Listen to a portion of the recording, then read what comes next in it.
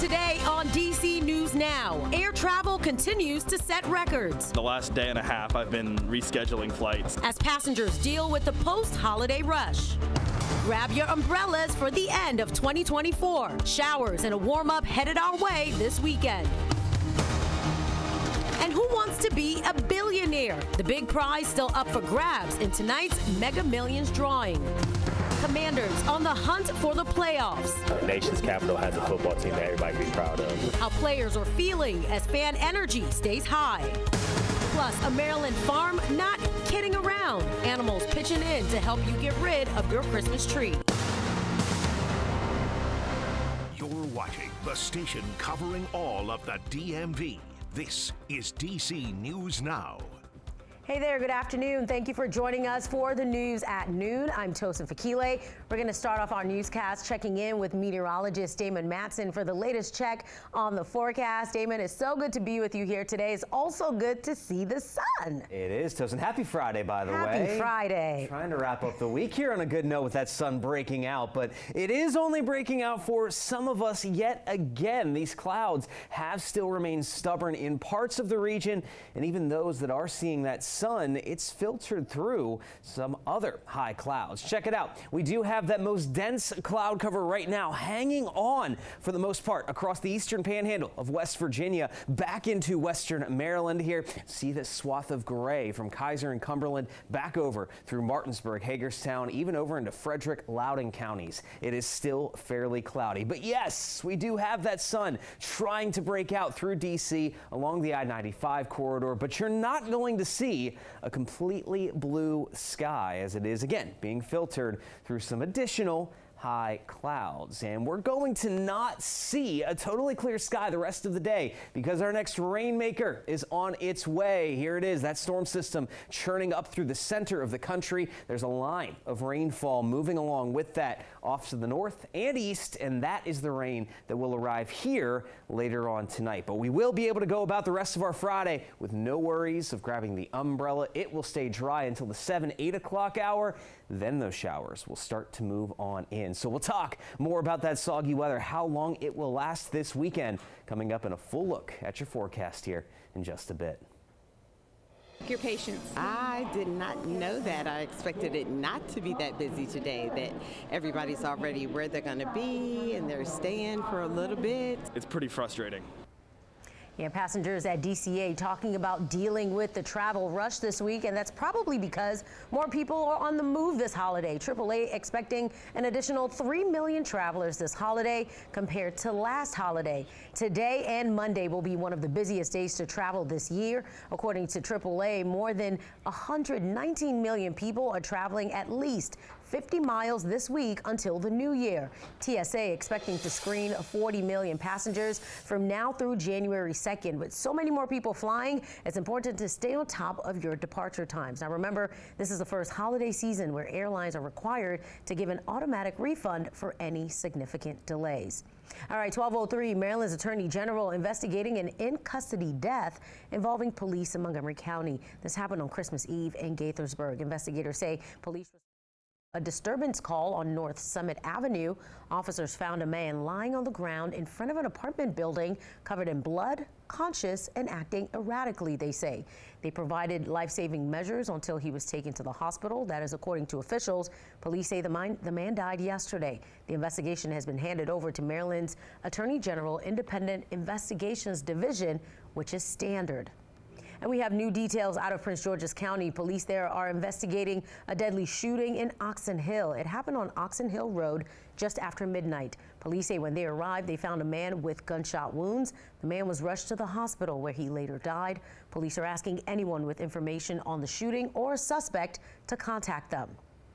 A former D.C. business owner who was seen on camera earlier this year yelling racial slurs is now arrested for threatening someone with a knife. Greg Harris's arrest comes months after a viral video showed him yelling at a delivery driver in September to speak English and go back to his country. Harris owns the now closed Kana Coffee Cafe. According to police records, he was arrested for threatening bodily harm at a scene. The documents say police discovered he already had a pending warrant for simple assault and hate bias from the viral incident, and then they took him into custody. In national news, the man accused of burning a woman to death inside a New York City subway train has been indicted on murder and arson charges. A prosecutor announced Sebastian Zepeda's indictment at a court hearing this morning. The development comes days after Zepeda's arrest. The indictment will be sealed until Zepeda is arraigned. He remains in jail. Federal immigration officials say Zepeda is from Guatemala and entered the U.S. illegally. We're learning more after an out-of-control taxi jumped the curb in New York City, injuring 6 pedestrians. It was quite chaotic, and it changed holiday plans for many people. Nicole Johnson reports most of those victims were tourists. I feel like people's gonna be scared to be around now. That fear was a reality Christmas afternoon when the driver of this yellow cab lost control of his vehicle, jumping the curb and crashing into pedestrians right in the middle of one of the city's busiest intersections, 34th Street and 6th Avenue.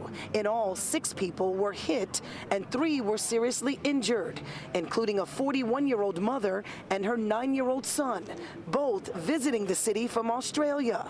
Both were pinned under the vehicle. His foot was still on the gas, so the tires were still spinning. That's when we kind of ripped the fender off, got the car pushed back, and there was a little boy and his mom that had been hit. Ryan Tucker is one of several Good Samaritans who helped the victims, their ages ranging from 9 to 49. Tucker says his wife was one of the pedestrians clipped by the cab, but she was not hurt. Police say in the heart of bustling Herald Square, the 58-year-old yellow cab driver suffered a medical emergency that led to the accident. We tried to reach out to the victims by phone. Many of them are tourists, but there was no answer.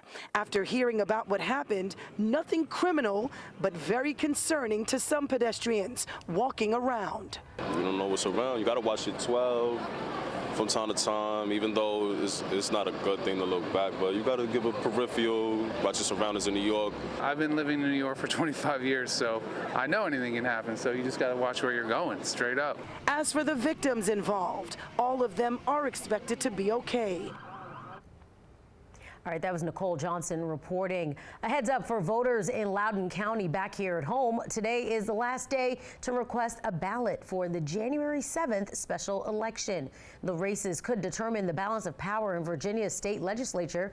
The elections are to fill vacant seats in the 32nd state Senate district and the 26th House of Delegates district in the General Assembly. Now, one of those vacant seats belonged to newly elected state Senator Suhas Subramaniam, who won the race for Virginia's 10th congressional district. The deadline to register for that January 7th election is Tuesday, December 31st.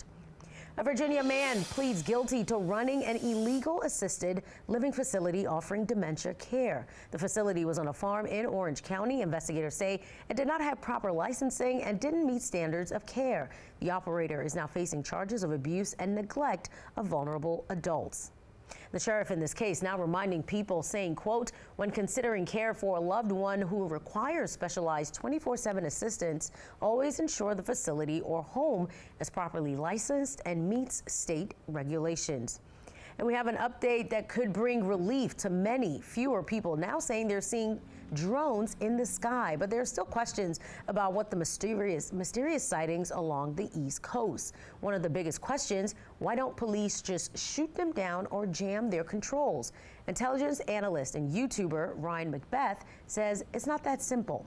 Oh, theoretically, any drone that receives a signal can be jammed. You can also jam the GPS. Of course, everybody in the area who's trying to do DoorDash is going to complain because their GPS isn't working correctly. You can talk to people in Israel who are living in the north, where Israel set up GPS jammers who've experienced that personally. They're matching with people on Tinder in like Jordan. Now, as for shooting them down, Macbeth says taking a large unmanned aircraft out of the sky could cause it to crash into people or property. Well, Sunday cannot come soon enough for the Washington Commanders. The team is preparing for a Sunday night football game against the Atlanta Falcons. On the table, playoff chances, but the team is feeling the energy. DC News Now's Tiger Munn spoke to players about the excitement going into Sunday's game. The first regular season Sunday night football game for the team since 2022. It's been a roller coaster year for the team, but one thing's for sure, they're ready for Atlanta, and they think their fans are ready too. Make countless stops in D.C. getting dinner and things like that. You can just feel the buzz in the city that the nation's capital has a football team that everybody can be proud of, and it's just different when this team is winning. You can feel the atmosphere at the games. Just being there and being present, man, I'm just blessed, man. And I know a lot of guys feel the same way too, and you know, I can't wait. And on Thursday, the Metro announced that they actually partnered up with the team to help fans for Sunday night's game. Downtown Largo and Morgan Boulevard will be open later than usual to take people from their needed spots after the game. Players are excited for Sunday, and they say that they're going to need all the support they can get.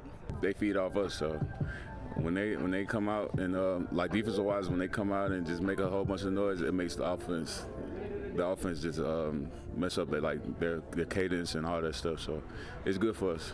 Sunday night football with a chance to possibly clinch a playoff spot.